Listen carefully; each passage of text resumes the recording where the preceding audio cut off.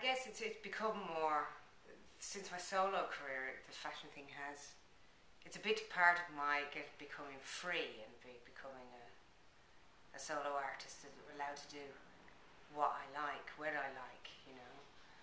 Not that I didn't have freedom in Moloko, not that I didn't play with fashion either. I mean, Time Is Now was wearing Balenciaga, and I think a video like Indigo is absolutely full of fashion and styling and so on.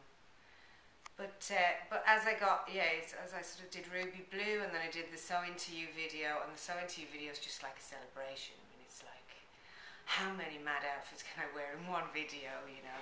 And in fact, the video, that everything that happens in the video comes out of the clothing, all the animation, and like we've animated the clothes, we've animated the hats, and you know, it started to become more a part of my performance live as well at that point. I started to change during performances, kind of toward the end of Moloko, but really went mad for it when I sort of went solo.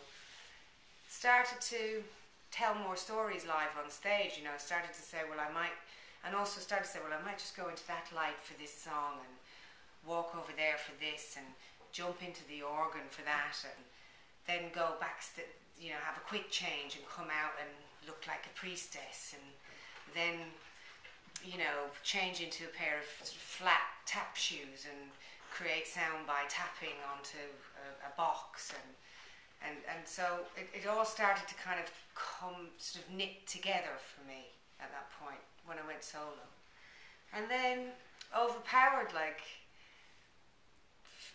I say, all the years, I think, playing with fashion and being this way, you know, I've always felt, sometimes negatively, and sometimes I shouldn't really feel it at all, I'll be honest, but I have always felt like there are sort of really po-faced people judging me on this as well, and I kind of wanted to rub their noses in it a little bit with Overpowered, you know.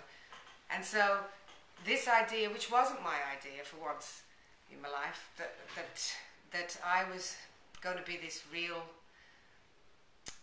down-to-earth person in real down-to-earth scenarios, wearing this fabulous garb, you know, being, you know, in my own mind's eye, this, you know, fantabulous superstar, you know, starlet in the calf, you know, in the Greasy Spoon Cafe, having, you know, fried breakfast. Oh God, I loved it, you know. I was just like, that's it, that's who I am, that's exactly who I am. And the guy who came up with it, the Scott King, you know, that's why he liked me as well, because I swore and I smoked and I drank, and I, you know, I'm Irish and I'm very down to earth, and like I've got this other side where people think I'm the ice queen and stuff like that, and he thought that was really funny, and that sort of juxtaposition. Then he came up with this really simple idea, you know, let's just show both sides in one image. And in a way it helped me, it allowed me to go even crazier with the fashion. And there was this humour about it, and you know, I just loved that idea, so I just completely embraced it. I was like, that's who I am, perfect, brilliant.